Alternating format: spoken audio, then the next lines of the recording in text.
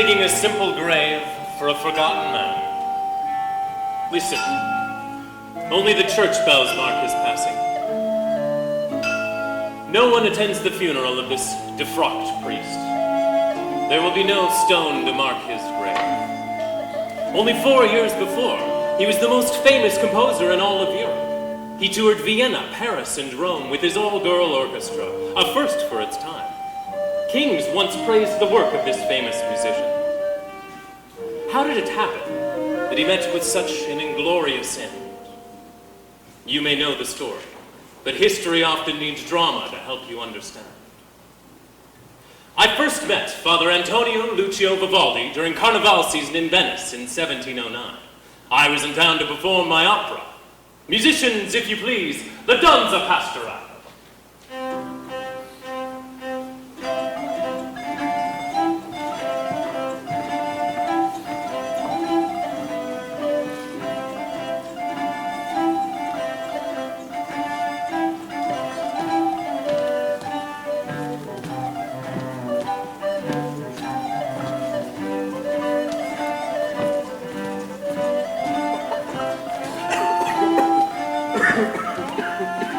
I recognized him at once. The red robe, the ill health, the red hair. You must be none other than the musical Red Priest of Venice. Allow me to introduce myself. George Friedrich Handel. Good God, you're that famous Saxon composer. I heard you were in town. My dear man, what brings you to Venice? I'm in town to perform my opera, Agrippina. In fact, I wanted to speak with you about employing some of your musical students. You do know that you must apply to the Catholic Church to perform an opera here in Venice. The Church Council must approve of the subject matter, you know. Don't worry, I've already received written permission from the Grand Inquisitor himself. And you do know that all my music students are orphaned, unmarried girls? So I've heard. All the better and easier to manage.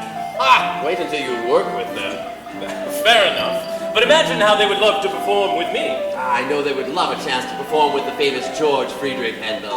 But we must be careful. Things are not the same since the Inquisition came to Venice.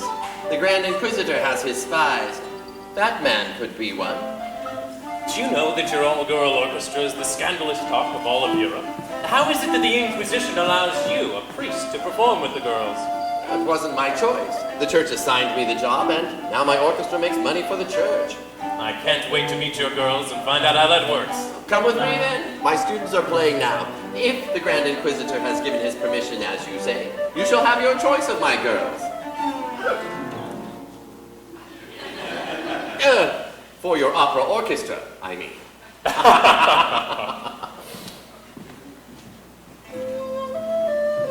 Yes, our reputation was widely known throughout Europe. Men came to Venice from far-off lands just to hear us, the mysterious virgins who played music behind the screen every Sunday. All of us were orphans. We were abandoned at birth and raised in the church orphanage. Rossi gave us music lessons. We called him that because of his red hair. Under his excellent direction, we became the best in the Republic, made even more so amazing because we were all girls. Virgin girls at that. The audience could hear us, but were not allowed to see us. We were unmarried virgins, thus we had to be shielded from the public eye.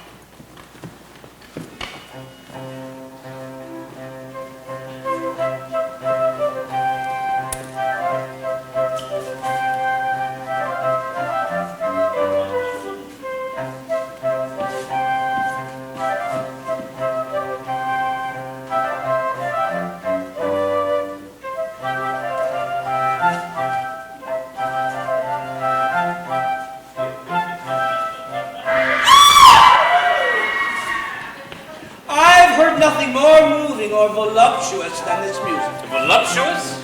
I meant to say beautiful. You composed this, didn't you? Yes, I composed this. I call it the contest between harmony and invention. Excellent use of shapes and textures in the melody to create the harmonic structure. And here's the poem that I wrote to accompany that particular part. The festive spring has arrived. The birds celebrate her return with happy song. And the brooks of the gentle zephyrs with sweet murmurs flow. This is genius. Your music paints a picture in my mind of spring's energy with those eighth-note rhythms. Don't you agree? Oh, yes. What an amazing amount of picturesque detail you've built into your musical score. I can hear the flowing creek and the bird songs of spring. I've also included a barking dog and buzzing mosquitoes, if you listen. Yes, marvelous energy and all that, but it grieves me that the screen conceals the virgins, those angels of loveliness. As you well know, our girls are not allowed to be seen in public. I am not the public, I am the Grand Inquisitor. You made the rule. The silly rule. Why should only men be allowed to perform in public? What part of me makes my music any better than theirs? Please, this is a church. Don't you know your manners? No clapping. You may cough, shuffle your feet, or blow your nose to show your appreciation.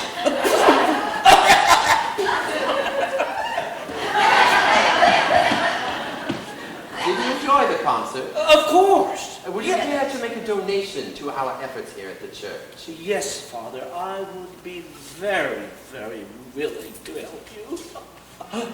Oops, I'll get it. I thought you told me they were all under 20. Can you not hear how my Vestal Virgins play with the energy and sweetness of youth? Come back next week for another concert, and I may reward you with a peep.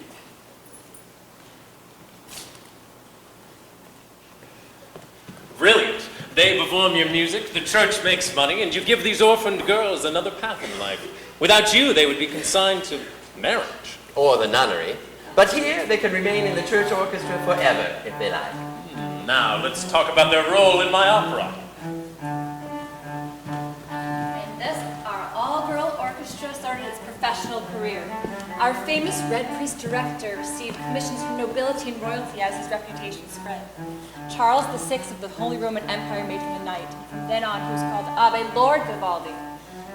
One composition in particular, his Leicester or Monaco, soon became a favorite in Europe when it was published. Abbe said that we were his inspiration for the composition. He said that he could tell that our entire orchestra was governed by monthly mood swings. 2 weeks before we became undone with crying fits, we played with a frantic fury that he captured in the music.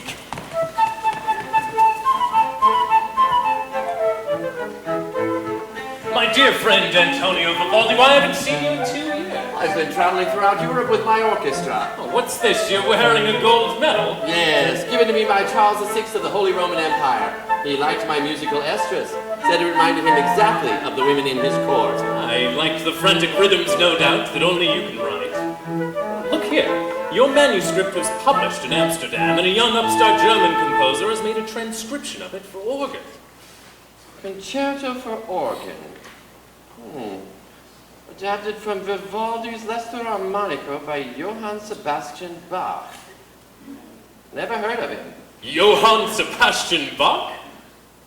He's a nobody. Unknown organist in the court of Weimar, I believe. He'll never amount to anything, no doubt. But it proves that your music is popular throughout Europe.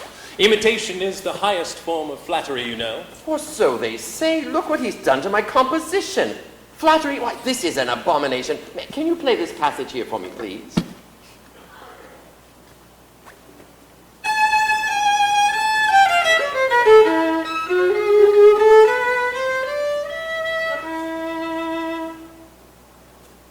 I say, why is that man following you? Oh, it's nothing. I seem to be followed about lately by several men. The Grand Inquisitor's men?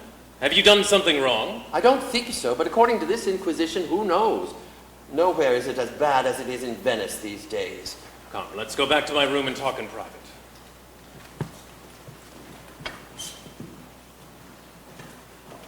Under Abbe Vivaldi's brilliant direction, our orchestra became the darling of Europe. We traveled to Mantua, Paris, Vienna, places that no orphan girl would be allowed to go, let alone an unmarried one. He gave us success and recognition, which was unheard of at the time.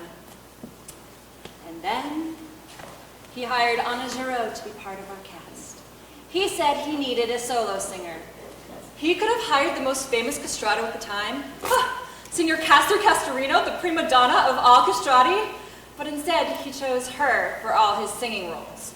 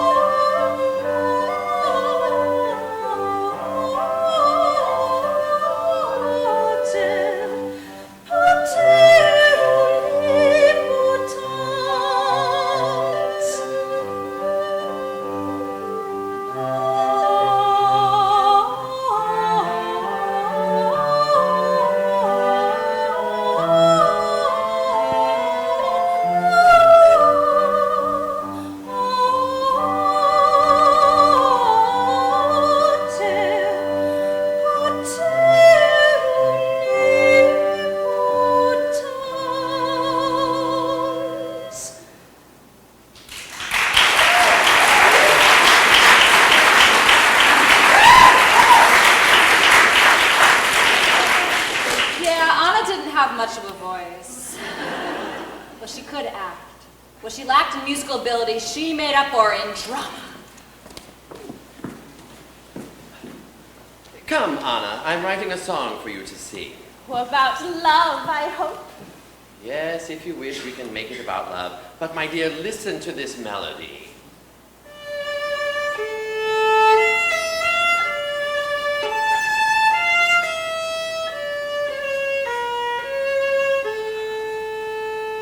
Isn't it romantic?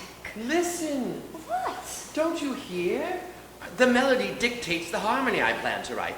In just 4 measures, my melody transitions from the primary key to the major third using the circle of fifths and 1 diminished chord. So? B minor to E diminished. Let's put some words to it. Very well. What do you suggest? Come, my beloved. The love in my heart awaits and calls to you. But look like this. Come,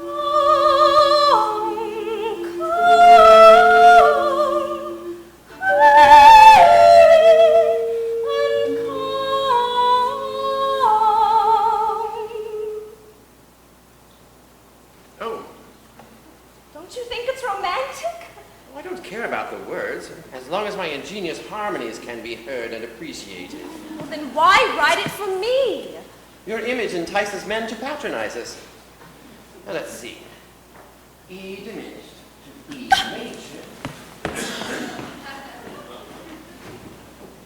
She became his favorite musician.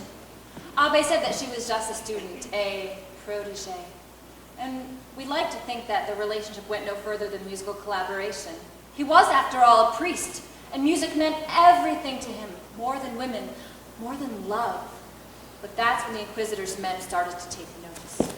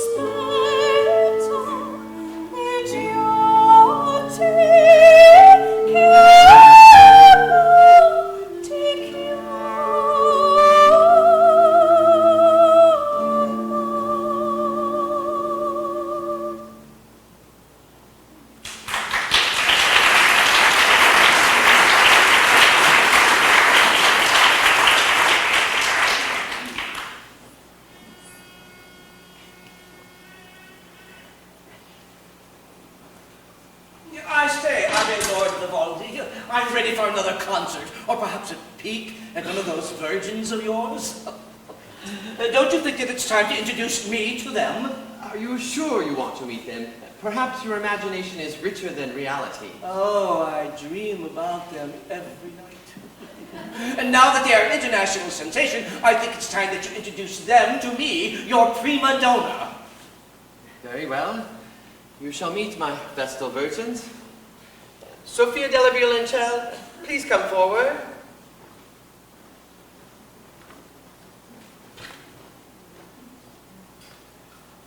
Oh! What is this, some sort of joke?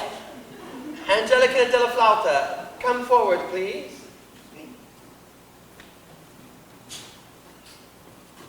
Oh! Do you mock me? Caterina della Arpa, please come forward.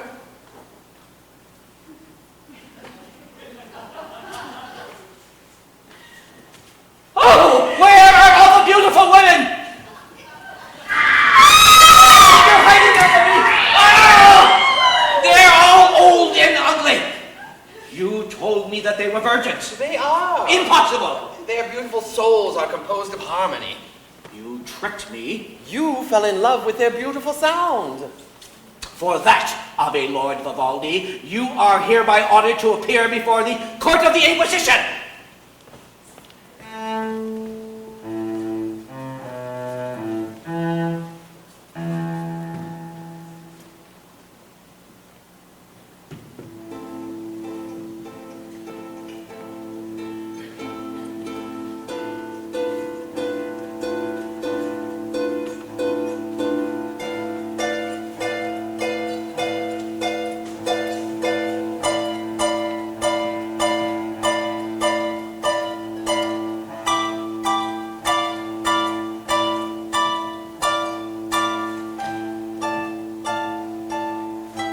Ave Lord Antonio Lucio Vivaldi. What say you to the rumor that you refuse to say Mass? Sir, my health prohibits me from standing at the altar for the duration of a Mass. Our church reassigned me as a music teacher after I collapsed during Mass. All my life I have suffered from asthma. I cannot leave my house except by gondola or with the help of 4 men. What say you to the rumor that you live with 200 orphan virgin girls and that you only compose music for them? I compose music for the orchestra our church assigned me. I live for music and nothing else. The fact that they are virgins means nothing to me. What say you to the rumor that you composed the song The Musical Estrus based on their monthly cycles? A simple fact that, as their music teacher, I can predict to the day when they will play with a certain frenzy and fury. 2 weeks later, they play with weeping and sadness. I only used those feelings in my musical composition. I care about music and nothing else. What say you to this song that you composed for Anna Giraud? Come, come, my beloved, my core affections await and call out to you. A simple, secular song, but an excellent example of a 4-measure transition. Would you have this court believe that you did not write this song for your lover? Anna wrote those words. Have you forgotten that you are a priest? I am an independent composer in my own right now, and I believe I am free to write what I please. Once a priest, always a priest. What say you to the rumor that you share a house with Anna Giraud and also a bed? Anna helps me with my music, but does not share my bed. Is it not possible to have a mere friendship with a woman? What say you to the charge that you have had illicit relations with Anna Giraud? Malicious tongues may say what they want, but I have never had relations with her. My health would not permit it. I ask you to believe me. I believe that all men, even godly priests, will tell lies to serve their loins, as it has been and shall always be. Sir, I have lived only for music, and have faithfully served God and the Republic of Venice. Does not an entire lifetime of music weigh more in the scales of justice than your idle speculation? Guilty as charged! You are hereby exiled from Venice, and your music banned from this day on. Under my edict, the world will forget the name of Antonio Lucio Vivaldi. Now get out of my sight!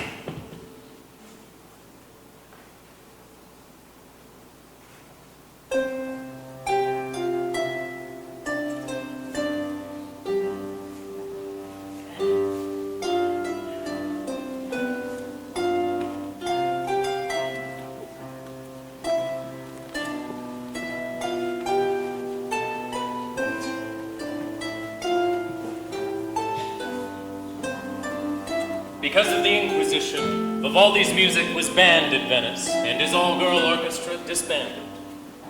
He moved to Vienna to start again, but his soiled reputation followed him there, and he lived the last 4 years of his life in poverty and dishonor. Today I saw a small death notice in the Venice paper which read, "The Red Priest, Abbey Lord Antonio Vivaldi, incomparable virtuoso of the violin and made famous for his concertos and compositions, died July 28, 1741, in disgrace as a result of his disorderly conduct." Sin often writes histories, while talent remains a silent footnote. Perhaps, with time, Vivaldi's works will be revered. He would like that. No one knew the name of Antonio Vivaldi until it was noticed on a Bach manuscript nearly 100 years later, entitled Concerto for Organ after Vivaldi. If the great Johann Sebastian Bach had admired him, then perhaps he was worth musical attention, and the race was on to revive Vivaldi's music. History remains silent on Vivaldi's relationship with Anna. Was she a student, a nursemaid, a lover, perhaps his daughter? In 1950, there were 2 recordings of the Four Seasons. Today, there are over 1,000. To this day, Vivaldi's manuscripts are still being recovered, and the Four Seasons remains one of the most popular pieces in the canon of classical music. After many, many years of denial, the Spanish Church finally apologized for the Inquisition in 2011. If Antonio Vivaldi were alive today, he would live very comfortably just on the royalties from his recordings and performances of the Four Seasons. You mean I could be rich? Yes. Too bad I'm dead.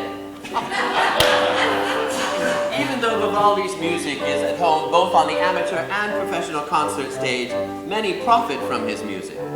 The Four Seasons sells Lincoln Town cars, expensive jewelry, the Samsung Galaxy S4, and Citibank preferred cards. You can also buy beer, perfume, and Japanese noodles to the tunes of Vivaldi. Today, however, you've heard his story and met the man behind the music.